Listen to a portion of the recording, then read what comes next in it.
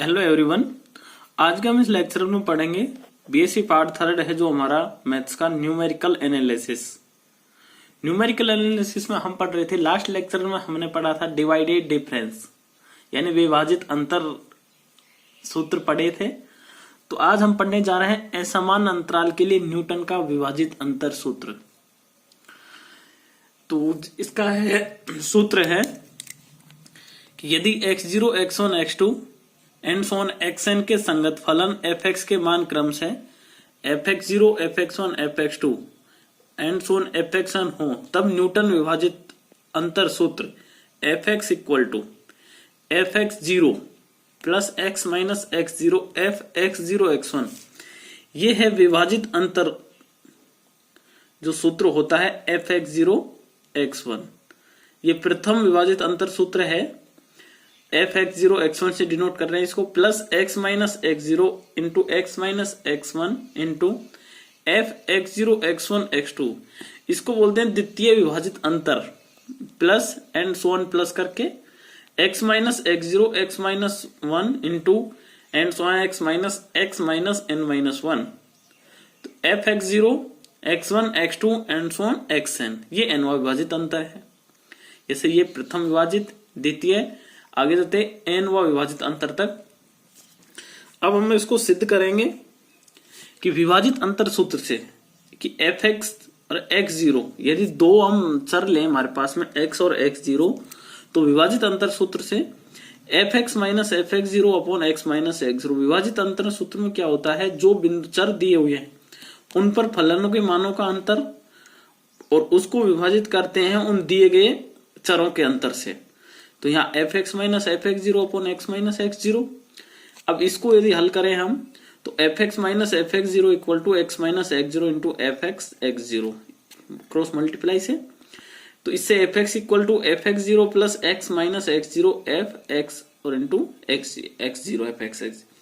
ये है fx x0, coma में लग रहा है ना x कोमा x0, प्रथम विभाजित अंतर, और इसको एक नंबर दे दिया। यदि अब द्वितीय विभाजित अंतर पे जाएं, fx0 x1, यहाँ तो हमने x x0 लिए थे, यहाँ हम x x0 x1 लें, तो इसके लिए विभाजित अंतर क्या होता है कि यहाँ प्रथम विभाजित अंतर को दो चरों का लेते हैं, पहले fx x0 माइनस, उसके बाद अंतर लेते हैं x0 x1 वाला विभाजित अंतर का fx0 x1 upon x minus x1, यानी प्रथम में से लास्ट का वेरिएबल को सब्ट्रैक्ट कर देते हैं। इसको यदि सिंपल और किया तो fx x0, मैं डायरेक्ट इसको बोल रहा हूं fx0 प्रथम विभाजित अंतर x x0 का माइनस x0 x1 का विभाजित अंतर equal two into x minus x1, और ये गुणा हो जाएगा इसमें इधर। अब fx x0 ये वाली वैल्यू, क्योंकि ये वैल्यू हमें इसलिए ज्ञात करनी है क्योंकि हमें जो इक्वेशन फर्स्ट है उसमें fx x0 यानी x x0 का प्रथम विभाजित अंतर, वही हम यहाँ इससे वैल्यू फाइंड हो जाएगी हमारी। ये वैल्यू आ जाएगी fx0 x1, इधर को भेजेंगे तो plus x minus x1 fx1 x x0 x1 यानी x x0 x1, तीन वेरिएबल का द्वितीय विभाजित अंतर। इसी प्रकार यदि हम आगे बढ़ते जाएं, यह दो तक आए।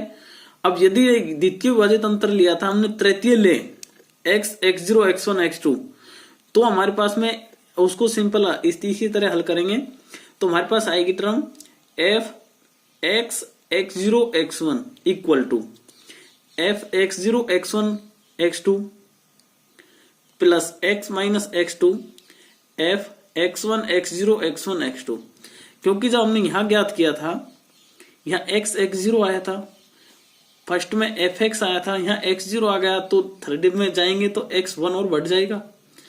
इसी तरह x0 था, x0 x1 था, यहाँ पे x0 x1 और x2, यहाँ x माइनस x0 था, यहाँ x माइनस x1, यहाँ x माइनस x2, यहाँ fx x0 प्रथम विभाजित अंतर, ये द्वितीय विभाजित अंतर आ जाएगा, यहाँ fx x0 x1, ये तृतीय आ जाएगा, यहाँ वेरिएबल x x0 x1 और x2। इसी तरह यदि n1 निकालें तो fx x0 x1 xn minus 1 equal to x0 से xn f वाला plus x minus xn f x x0 x1 and so on करके xn, फोर्थ नंबर दे दिया। अब जो फर्स्ट इक्वेशन है, फर्स्ट इक्वेशन में पहले सेकंड से मान रखेंगे, सेकंड में थर्ड का रखेंगे, थर्ड में फोर्थ का रखेंगे, यानी 2 3 4 का उपयोग करेंगे हम फर्स्ट में। पहले 2 का उपयोग करेंगे फर्स्ट में, उसके बाद 3 का उपयोग भी होगा उसमें, फिर फोर्थ का होगा। तो उस तरह हमारे पास जो इक्वेशन आएगी लास्ट में fx equal to fx0 plus x minus x0 fx0 x1 प्रथम विभाजित अंतर plus x minus x0 x minus x1 fx0 x1 x2 द्वितीय विभाजित अंतर प्लस और एंड सोन करके plus x minus x0 x minus 1 x minus xn minus 1 fx0 x1 x2 xn यानी n विभाजित अंतर प्लस rn, जो rn आएगा हमारे पास में यहाँ x minus x0 x minus x1 x minus xn into fx x0 x1 और xn। जो यदि fx को हम n कोटि का बहुपद लें कि सन्निकट माने तो ये जो वैल्यू आएगी हमारे पास में ये 0 आ जाएगी विभाजित अंतर सूत्र से।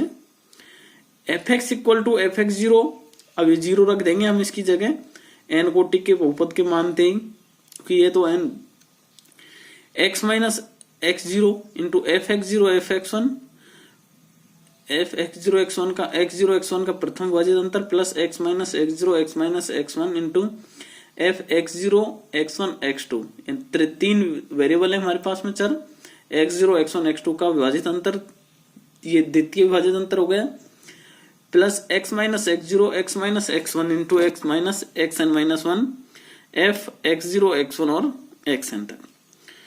इस तरह हम इसको लिख सकते हैं fx0 plus x minus x0, जो प्रथम विभाजित अंतर को ऐसे लिख सकते हैं कि ट्रायंगुलर में डॉट करके fx0 पहला वेरिएबल चर है हमारा x0, नीचे इसके रखते हैं x1। इसी तरह ये तो सेम आ जाएगा, द्वितीय विभाजित अंतर को लिखेंगे del 2 यानी द्वितीय विभाजित अंतर fx0 के x1 x2। इसी तरह n वाले को लिखेंगे fx0 x1 x2 xn, और ये ट्रायंगुलर के ऊपर n लगा देंगे विभाजित अंतर के सफिक्स से। अब इसका यूज हम क्वेश्चन में करें, इस जो सवाल है हमारे पास में विभाजित अंतर का, कि क्वेश्चन में किस तरह यूज करेंगे इसका। जो भी हमको क्वेश्चन हल करना है कि निम्न सारणी से न्यूटन के विभाजित अंतर सूत्र द्वारा F2 F8 F2 F8 F15 यानी F2 F8 और F15 का मान ज्ञात करो। हमारे पास कुछ वैल्यू दी हुई है, ये असमान अंतराल रहेगा, x की वैल्यू 4 5 7 10 11 13, इन पर fx की वैल्यू क्रम से है 4 पर 48, 5 पर 100, 7 पर 294, 10 पे 900, 11 पे 1210, 13 पे 2028। अब जो हमारे पास न्यूटन विभाजित सूत्र होता है वो होता है fx इक्वल टू, मैं सूत्र लिख रहा हूं ये पे। अब जो हमारे पास चर दिए हुए हैं, 4 ये दिए हैं, x0 से मान के स्टार्ट करते हैं, x0 x1 x2 x3 x4 x5, क्योंकि हम न्यूटन विभाजित अंतर सूत्र में वेरिएबल x0 से लेके चलते हैं, जो हमें सूत्र ये लिखा है x0 x1 x2 x3 x4 x4 5 तक। अब जो हम यहाँ fx निकालेंगे पहले इन जनरली, अब उसमें fx0 की वैल्यू 4 है तो यहाँ f4 आ जाएगा, यानी इनकी वैल्यू मैं इसमें रख रहा हूं। जैसे x0 इक्वल टू 4 है तो f4 हो जाएगा x माइनस x0, यहाँ भी 4 हो जाएगा, fx0 x1 प्रथम विभाजित अंतर f4 5 4 5 का प्रथम विभाजित अंतर। इसी तरह यहाँ मैं वैल्यू इसमें रख रहा हूं कि x0 की वैल्यू 4, x1 की 5 और x5 तक जाएंगे हम यहाँ पे, तो इस तरह ये वैल्यू आ जाएंगे हमारे यहाँ तक।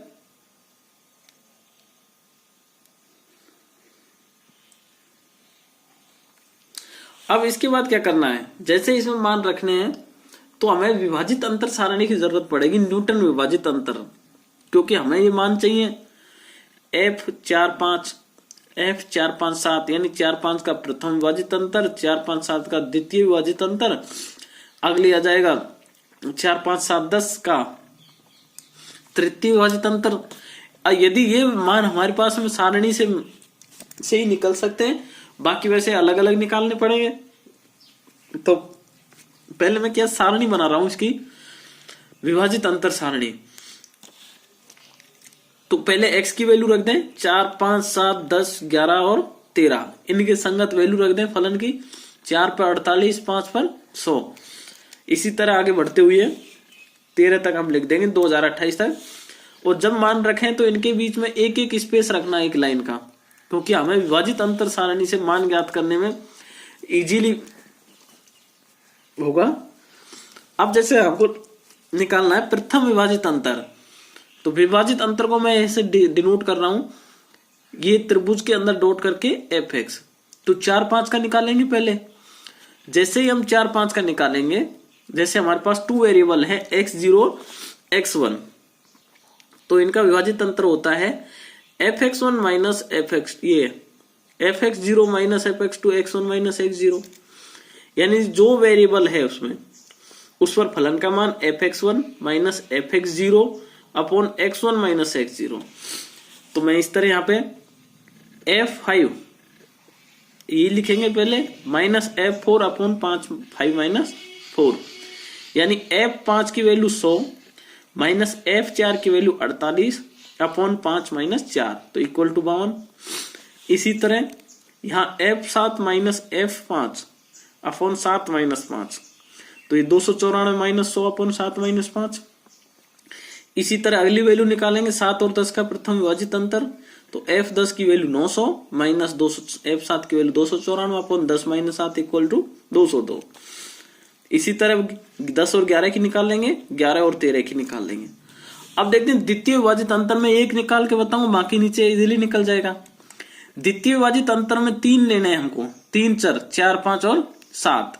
अब जैसे 4 5 7 ले, हम मैं इधर लिख रहा हूं कि जैसे f 4 5 और 7 लें, तो इसकी विभाजित अंतर होता है f 5 7 minus f 4 5 upon 7 minus 4, क्योंकि यहाँ 3 वेरिएबल लेने हैं चर हमें, तो हमें हमारे पास में f 5 7 की वैल्यू पहले, यानी प्रथम विभाजित अंतर 5 7 का माइनस f 4 5 का प्रथम विभाजित अंतर, तो ये लिख रहा हूं 5 7, ये मैं सूत्र लिख देता हूं एक बार इसका, जैसे f 5 7 minus f 4 5 upon 7 minus 4, तो वही लिख रहा हूं।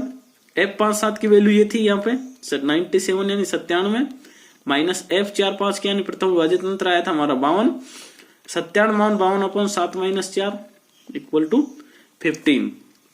इसी तरह आगे वैल्यू निकालेंगे f 5 7 10 की, तो वो ये आ जाएगी f 7 10 minus f 5 7 upon 10 minus 5, तो यही क्या जाएगा 21।